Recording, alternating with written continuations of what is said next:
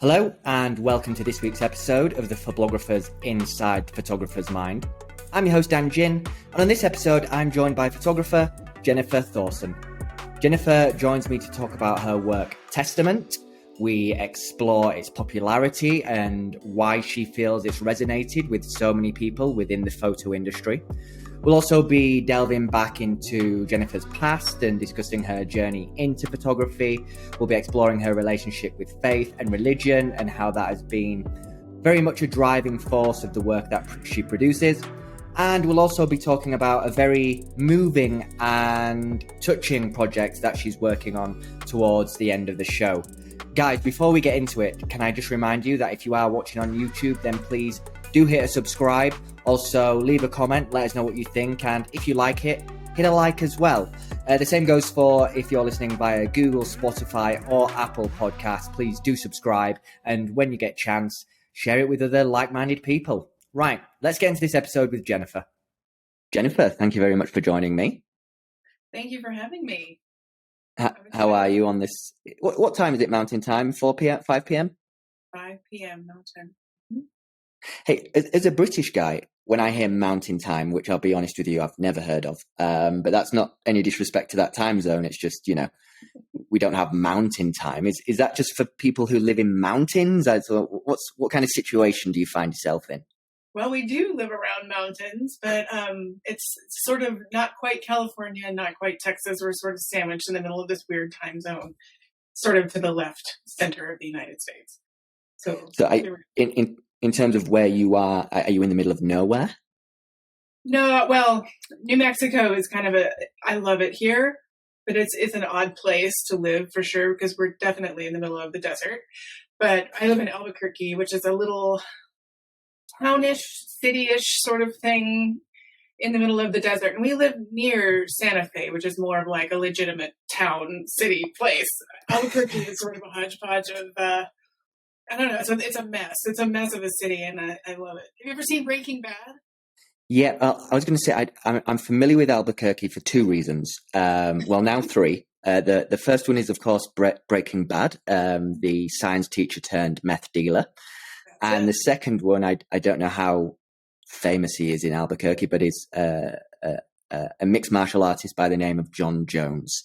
He lives in Albuquerque, but he's a famous kind of athlete, and that's it. And now you, so great. Yeah. I think away from meth dealing, violence, you're painting quite, artistic photography. More of a reason to visit Albuquerque to check that out. Do you photograph much of where you live? No, I'm most interested in interior spaces and like domestic spaces, especially. The project I'm working on now, I'm working in. I just toured on Sunday an somewhat abandoned convent that used to be an orphanage, and it's just been sitting there for 30 years. So it's authentically New Mexican because it's an adobe building, and it's very much in like Pueblo architecture. But and so that's sort of how I like to see New Mexico sort of show up in the photographs. The house I used for the last body of work I did, also, it just has a flavor of the Southwest to it. If you look carefully, you can see kind of rounded corners and just a few, architectural details that let you know where you are. I love that part about New Mexico is that, we have sort of a lot of Native American tradition here and architecture and Pueblo inspired lots of beautiful things. And so, yeah, I love for that to show up in the work when it can. When you start a new project or focus, like how does it kind of come to you? Are you just sat one day, children are around, and then just something hits you and you're like, everyone stop what they're doing.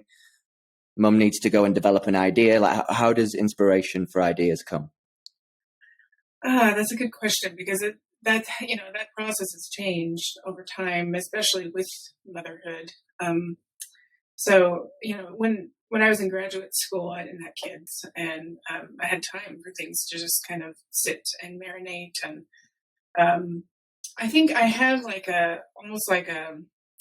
when I teach, I call it a DNA, sort of a broth that, if you can imagine it that way, that things want to sort of come from always. And a lot of things that I cannot like depart from, that I'm just so interested in, that I feel like I could probably work in these areas my whole life, especially things around faith and religion and religious practice. And that is just like this endless well for me to pull from. So I feel like there's always that thread, and I'm coming back to that same, it's sort of like beating the dead horse, but in a more elegant way. Coming back, coming back, coming back, coming back. So it's always there for me. It's just, it wants to come back in different ways every time and look different. So like with Testament, and that has a lot to do with what's going on in life. But with Testament, it was, me trying to figure out how, as a person of faith and with the way I was raised, in a very conservative viewpoint of faith versus how I feel about faith now, how that wanted to sort of marry with my depression, my anxiety, and what I was seeing in other people, and how the other people of faith, regardless of their faith, dealt with depression and anxiety with that operational, system of faith in play. Mm-hmm. So that's what that whole body of work was about. That. And so what I'm working on now, post kiddos, has to do with the act of prayer. So it's still related. It's just, it's new things, that new curiosities that are sort of rooted in the same place that want to be new work every time. So we talk about you spoke about your faith and how that's obviously influences so much of what you do.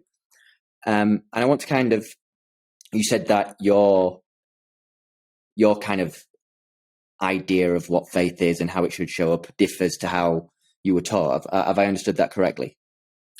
Yeah, it's definitely been an evolution and a fight here and there, sort of a personal battle, I suppose, to get to the point where I finally feel like I've got a hold on it, even then there's still millions of questions, but I feel like I have a hold on it. And that is that whole like curiosity and trying to probe and unearth things and trying to get underneath all that is so much of where the work is coming from. And I don't think I'll ever figure it out. And I think that's why it's so important and why it's so fascinating to me, because it's so rich of an area for me to look into.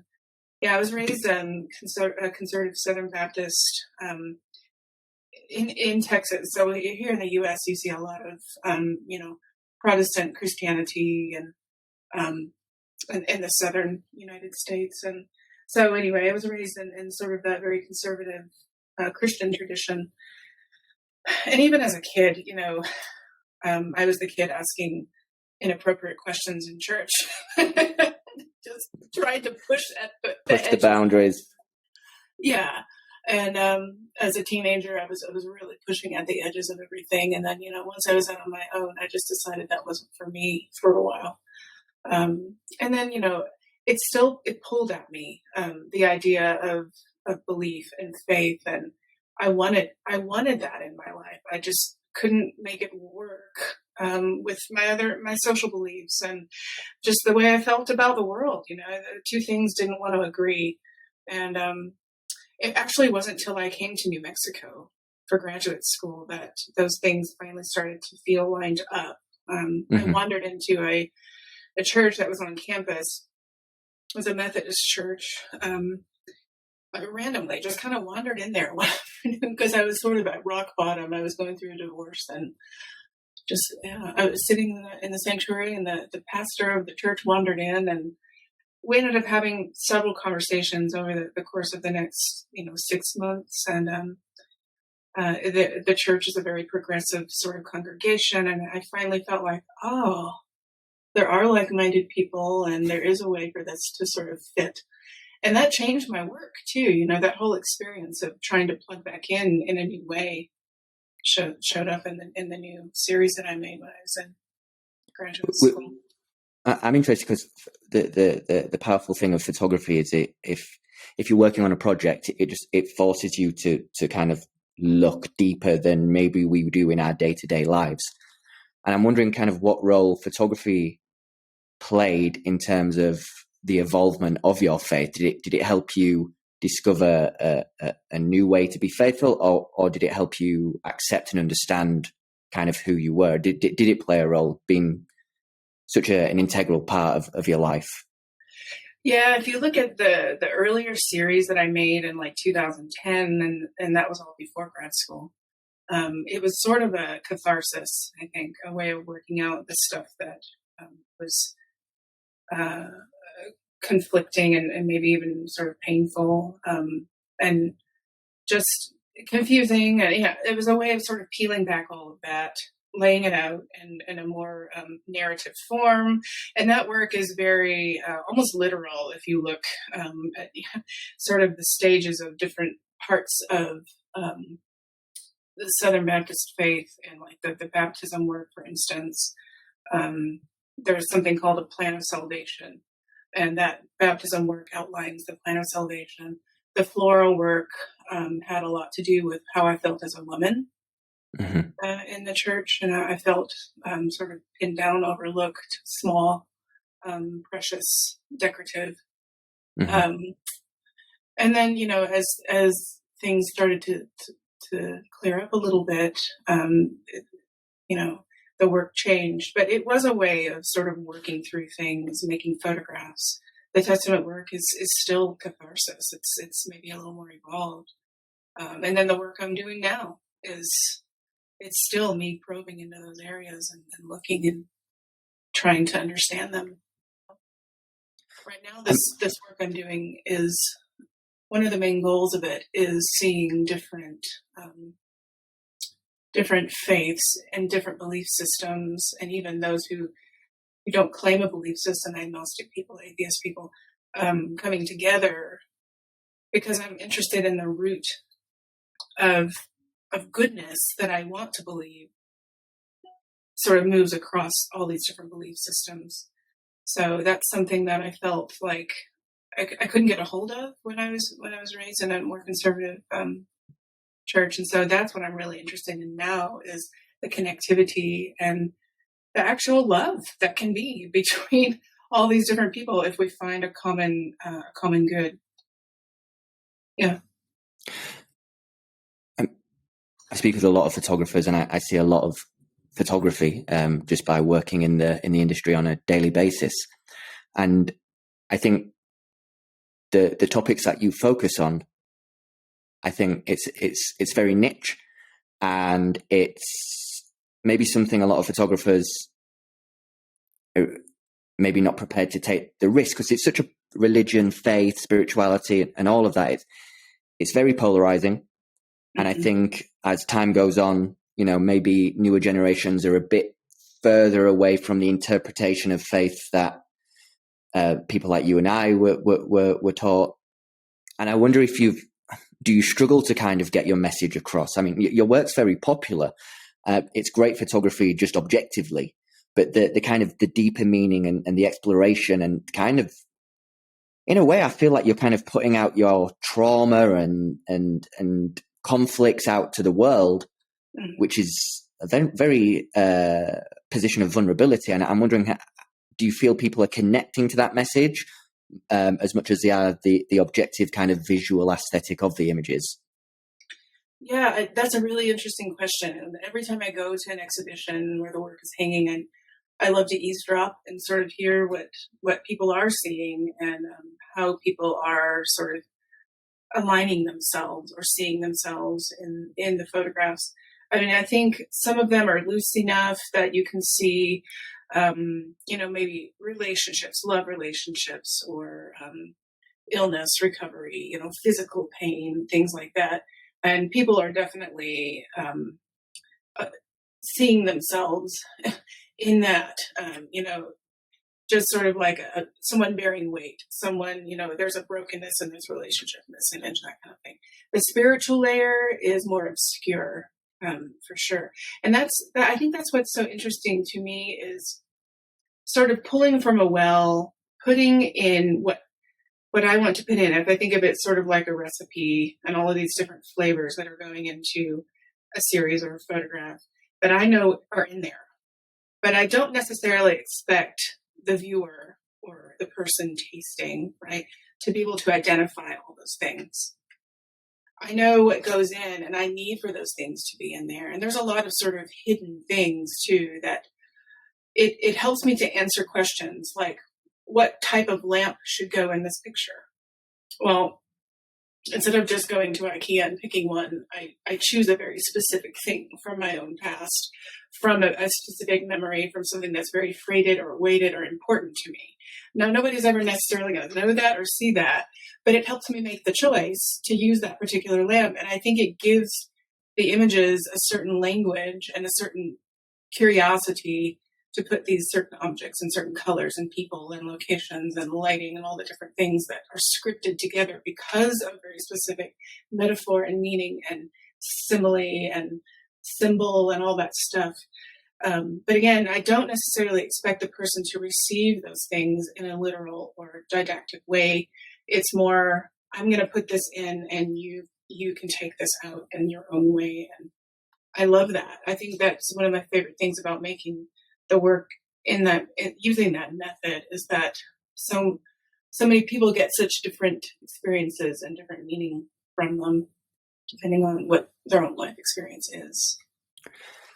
I want to put you on the spot a little bit, and it's kind of encouraging you to put modesty maybe slightly to one side. But the work Testament has been very well received. I've seen it quite often in different parts of, the photo industry web and stuff like that. But you've done far more work around that. And what do you think it is currently about Testament that people are, that it's hitting people, it's connecting? I mean, the images themselves, they are kind of, wait, what's going on here? It kind of makes you stop and look, which is always a positive, especially in our current world where we're all fighting for attention, and Testament is grabbing a lot of that attention. And yeah, I just wondered what you felt it was about this particular project that's making it blow up, if you will, and how you feel about that. It's interesting because I made the work in 2015, Testament. And it's had its legs. It's had a life of its own for then. It did, but all of a sudden, it seems like after quarantine, people are seeing it newly and freshly. And just in the past couple of months, it's been published eight times or something. I don't know if it's like people are seeing a new meaning in that after sort of being isolated and maybe a new empathy. I was writing about this. I'm proposing some new work for grants and such. And I was writing thinking, I'm starting to sense and see a new empathy, around, while there's a lot of nastiness, there's also a lot of seeing each other freshly and looking around saying we don't know each other's stories, and everybody has got their own stuff they're sorting through. And I don't know, I think that's in the work. So maybe people are seeing that and empathizing more when they look at it, or seeing themselves in those sort of isolated places and spaces. I'm not sure what it is. I think it's really interesting and it's wonderful. But it's also somewhat surprising to me. I like the surrealism impact that it makes, and I've always been interested in surrealism for that reason, because it does raise questions and draw people in.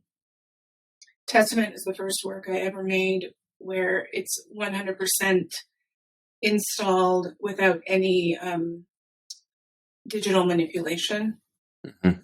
And I wonder if that might be something of interest, because there is a lot of work that is surreal that uses digital manipulation. And I wonder if maybe there's something interesting in the method and making the sculptures and installing them, But yeah. We have a series on the Phoblographer, which focuses on work that doesn't have digital manipulation. And they are some of our more popular ones because I think there is, because we have nothing against digital manipulation of images. We think art is, it comes from all sources and we should mix it together. Sure. But we do see that there is a kind of a demand to see what can be done away from the computer, and, in the studio, in real life. So yeah, there's definitely a thing for that. And I think you're right as well, just on a more deeper level. I think that the world is crying out within ourselves as individuals and as a society, to have more empathy. We've got so divided in the past decade, certainly the past 5 years. I think, a lot of us, even myself included, I've questioned my own behavior within that time. Like, why would I speak to another human being like that? Not completely as bad as it gets on the internet, but just how we're kind of at default at some kind of micro war with each other. And I think we just want to get along. And I know that sounds, utopian, but there is just, I think we're all tired of the divide, and we're trying to find ways in our daily practice and just in the world around us where we can see more unity. And that's certainly what your work spoke to me. And so I'm actually glad you said that. So, I think that is one of the reasons people are connecting to it, because it just brings and people can connect to the images and feel that they're part of the connection, and so on and so on. And it takes you away from the divide. Yeah. I want to go back in time a little bit, just a little bit. One of your earliest exhibitions, I believe, was at the Verve Gallery 12 years ago. Does that sound right? Yes, something like that. Can you remember the work that was at the Verve Gallery? Is it the Verve? Am I saying that correctly? Yeah, in Santa Fe. Yeah. It probably was the medic work or the baptism series. So the reason I'm asking this question is because, we evolve as humans, and we the way we act is not always the way we are 12, 10 years later. And I wonder how you feel about that work. Like, is that something that you still feel, your early exhibitions, do you still feel proud of that work? Is it work that you'd still happily show off, if people came round? And or have you completely evolved from that time and you can't even look at it and it makes you cringe? Like, where are you with your past work? There's a little cringe in there. If I had it to do again, it would look a lot different, But I think I was trying to figure out at the time, when I look at that work, I can see what I was searching for, which was, I love the surrealism, and that is sort of the chief element in that work. But I hadn't figured out how to do it by hand. And while, again, I'm certainly not against any sort of digital manipulation either. There was an experience I had in the studio when I very first started graduate school. I mentioned I was going through a divorce. And the first year of graduate school, I had a really hard time making anything. I just couldn't, and I certainly couldn't sit behind a computer and put layers together. I couldn't do it. So I had these two old broken chairs that I had hauled all the way from Boston to New Mexico that I found on the curbside because I felt sorry for them. And I have empathy for random objects. And so I felt sorry for them, picked them up, brought them all the way to New Mexico. And they were sitting in my studio staring at me. And I felt so very much like them, like we were both broken and discarded and sort of left. And so I started bandaging the chairs with muslin strips of fabric. And I bandaged both, covered them both. And then I bandaged my studio table, and then I started bandaging the walls. And so I spent my whole first year just bandaging and repairing and making beautiful something that was broken. And I made one photograph of that, and that was it. And I haven't really ever even shown that piece much.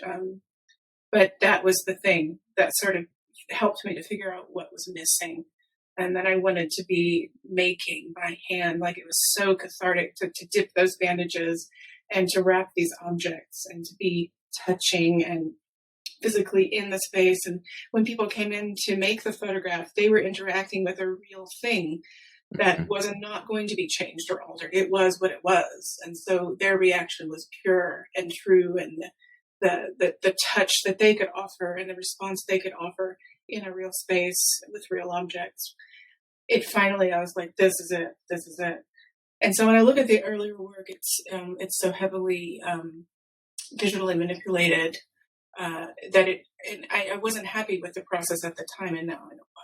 So I think that's what I see most when I look at it. That I wish I had figured this more constructed, this more personal, laborious method then, because I like the metaphorical bits. I like the conceptual parts of that work. Mm-hmm.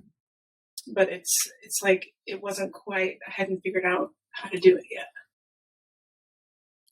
Well, one question that I always like to ask, as we're talking about the past and the present, is, I mean, if just to speak personally for a second, I think I'm at my relationship with photography is the strongest it's ever been in this present moment, and it's a wonderful thing, because I lost it for a little bit during the pandemic, and I thought, well, that 15-year passion of mine is obviously dead and never coming back. And then lo and behold, out of nowhere, it went, oh no, I'm still here, and you're attracted to me as ever, and our relationship is strong, and so is the bond. And I just wondered, kind of, I posed that question to you, like how would you describe your current relationship with photography? You're obviously still active, you're still creating, but how do you feel about photography kind of compared to recent years or when you first started? Like how would you put into words that relationship as it is right now?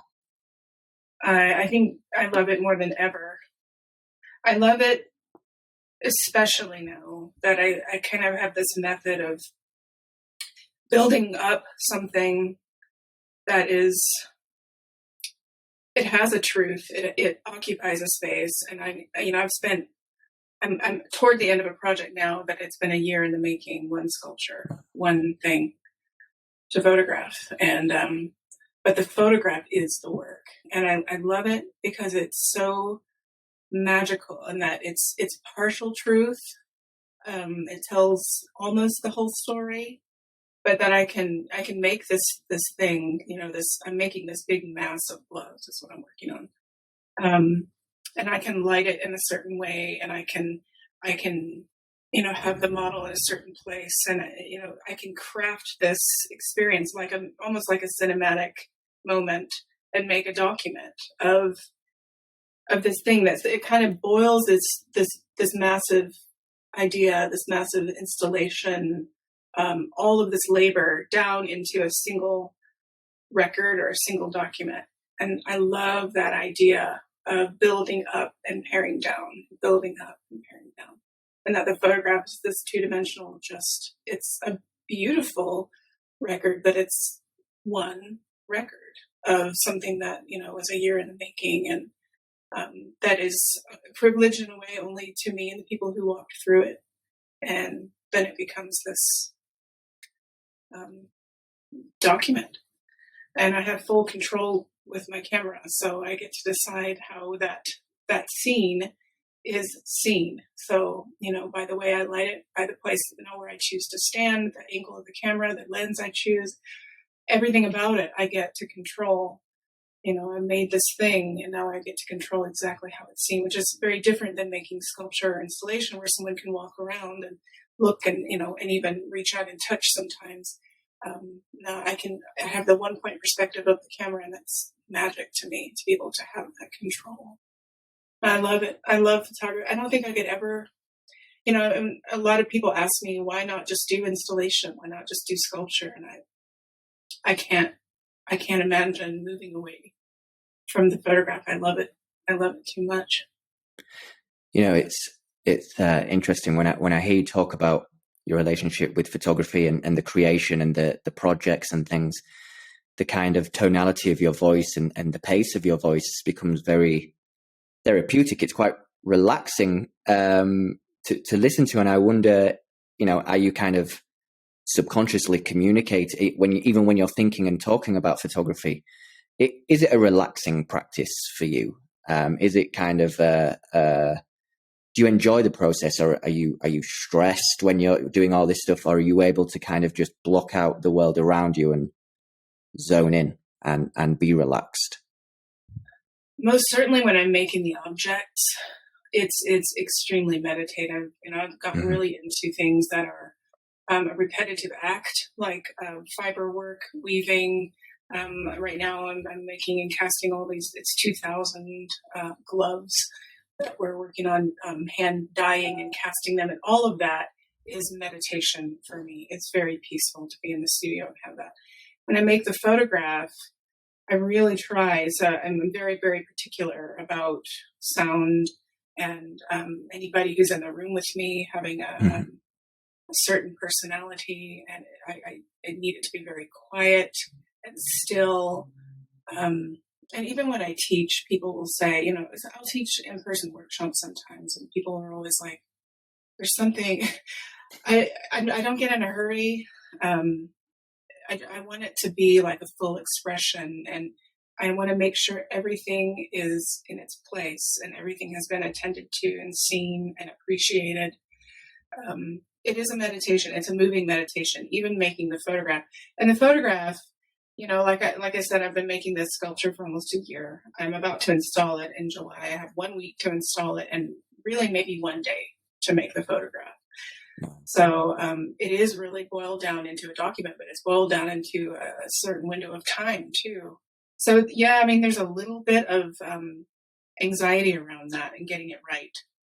But there's so much planning that goes into that. When I'm standing behind the camera, I really do want it to be like breathing and listening and seeing and appreciating and marking that time with a record, with a photograph. I think a lot of people listening, apologize. I think a lot of people listening to this, so this installation, this gloves, 2,000 pairs of gloves, you said? 2,000 gloves, so 1,000 pair. Okay, sorry, yeah. Natural question, where do you get 1,000 pairs of gloves from? This project, it started actually, I've been interested in the practice of prayer for ages. Even while we were trying to conceive our children, we struggled with infertility. And people are always saying, I'm praying for you, I'm praying for you. And I thought, what does that really mean when someone says that? Are they? And if they are, what does it look like when they do it? Who are they praying to?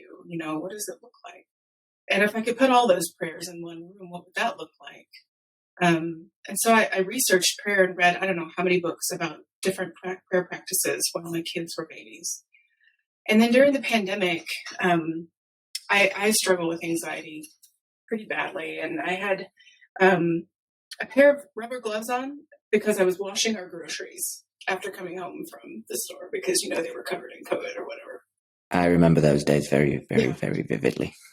So I had this blue rubber glove on, and I had some supplies out from some other project, and I had red paint, and I started marking individual little dash marks on this glove to calm myself down, because when I get really, really anxious, the best thing for me to do is get a piece of paper and make tally marks. Okay. So I made tally marks on this glove, and with each one I just said, God protect my children, God protect my children, God protect my children. And I made, hundreds of marks on this glove. And afterwards I looked at it and I thought, this is kind of an art object. It was beautiful.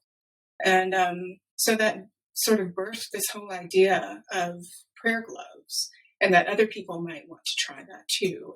A meditation, a prayer, a positive thought. So a local family who has a little boy he's 5 now, he's struggling with a seizure disorder. They volunteered to be the heart of this project, the recipient of prayers. So I launched this idea on social media and asked people, here are the gloves, you can get them on Amazon, you buy them, or I provide them for you either way, and you use red paint and you mark your gloves. And people mailed them to me. And I have from all over the world now, nearly 2,000 gloves from people praying for this little boy, or meditating for him, or whatever their expression of that, positive, loving thought toward him is. So I've got 2,000 of them in the studio that I've hand dyed and cast to be kind of 3-dimensional, and I'm going to mask them together. And then the little boy will be able to come in and see them and stand under them. And I'll photograph the gloves with him for the final piece. I mean, that is, I think whatever your stance is on faith, religion, and things like that, I think one of the things that your work clearly is doing, and obviously the difficult story of the little boy,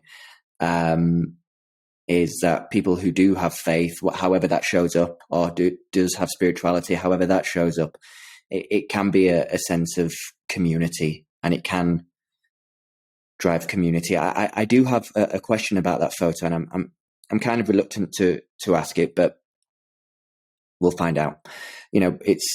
It's such a moving story that's, like you say, gone for over a year, and then the final installation with the little boy. How do you feel about the prospect of having that? I don't want to call it a photo shoot, like it's it's obviously a lot more meaningful than that, but that connection that you're going to have with that little boy through photography. Do you think about that? Is that I personally would be full of nerves, and I just wondered how that's going with you, and how you feel about that up and coming event. Yeah, I think about it all the time. Like, what will it be like when we open the door and he and his family are able to see the evidence of all of these people who have offered prayer for him. It also, the installation will include almost 500 shepherd's bells. Caspian, the little boy, likes bells. Okay. So I found these Indian shepherd's bells that sheep actually wore. And I love that reference to the Bible, that we're referred to as sheep often in the Bible, people are. And so this idea of sort of humanity, I guess, sort of ringing out in the installation. He will be able to pull strings and ring the bells as he walks through there. I'm covering the floor in white ashes. You'll be able to see his footprints as he walks through. And if he runs, he'll kick up dust behind him. So I think about all the visual cues and the things that I think will be beautiful. But I also want to record it in the purest and most authentic and most empathetic way possible, and not turn it into a photo shoot. I can't think of it that way. It's more of a record. It's a document, I guess, of an event. So just like you said, it was an event. It will be, I think, an event. And I don't know exactly how I can't predict it. And that part is, sure. There's definitely nerves around that, because I don't know what to expect. I've never done anything like this before. So we'll just have to kind of see what happens. But I feel like it's going to be beautiful and blessed, and I'm looking forward to it. Me too. I can't wait to eventually see the final kind of production that kind of sums up all that work. And I have no doubt in my mind that you're going to be pleased and satisfied with it, and I'm sure the little boy will be as well. And I think it's wonderful. And it's been great actually speaking with you, because I speak to a lot of diverse people from every part of the industry, and everyone has their own kind of story. Obviously, that's cliche to say, in their own life, and beyond doing the podcast, this is what I love, just from a personal standpoint, is seeing the reality for a different person that shares the same passion as me and the same passion as our readers and our listeners. And you've been able to bring something that we're not necessarily used to hearing and talking about. And it's been an absolute pleasure. I will put all the links where people can find you. I don't say them verbally because people can't, they'll go in one ear and out the other, at least with me anyway. So I'll put links to everything where people can see you and connect with you. And I just want to say again, Jennifer, thank you so much for taking the time to have a chat with me this early evening. It was a joy. Thank you for having me. Absolutely. Thank you very much. You take care. You too. Well, thanks again to Jennifer for speaking with me. I very much enjoyed listening to her journey and her creative process, and I'm sure that you enjoyed it too. If you do want to connect with her, then you can find links to her website in the description, as well as her social platforms where you can keep up to date with what she's doing and see the end of the project that she described at the end of the show. Guys, before I let you go, just a quick reminder, if you are watching on YouTube, then please do hit a subscribe, leave a comment, hit a like, and the same is true on Google, Spotify, and Apple Podcasts, where we'd appreciate it if you did subscribe so you never miss a future episode. Okay, until next week, I've been Dan Jin. This is the Phoblographer's Inside the Photographer's Mind. See ya!